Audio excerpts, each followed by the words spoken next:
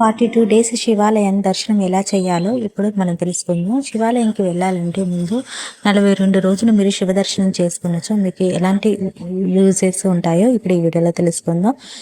మీరు ఎప్పుడైతే శివాలయంకి దర్శించుకోవాలనుకుంటున్నారో అప్పటి నుంచి రాత్రి నుంచి మద్యపానం, ధూమపానం మరియు మాంసాహారం ఆపేయండి. ఎందుకంటే 42 డేస్ శుద్ధిగా ఉండండి.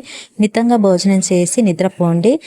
అండ్ స్నానం చేసి విభూతి ధారణ చేసి మీ ఇంట్లో ఉన్న దేవుడికి నమస్కారం చేసి శివాలయంకి బయలుదేరి ప్రతిరోజు ప్రదోషకాలం అంటే సంధ్యాకాలం అనగా సూర్యాస్తమయంకి అటు ఇటుగా శివాలయంకి వెళ్ళండి. 42 రోజులు 9 నెలలు నిండు గర్భిణి ఎలా ఎంత జాగ్రత్తగా అడుగు వేస్తూ నడుస్తారో అలా శివాలయంలో 3 ప్రదక్షిణలు చేయండి.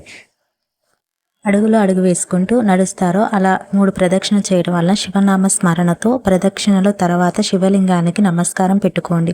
చాలా మీ మనసుకి తృప్తి పడే వరకు శివలింగం చూడండి. ఎలాంటి కోరిక కోరుకోవద్దు. ఎందుకంటే శివునికి తెలుసు మీకు ఏమి కావాలో. ఒక 5 to 10 మినిట్స్ శివ గుడిలో శివనామ జపం చేయండి లేదా ప్రశాంతంగా కూర్చోండి చాలు.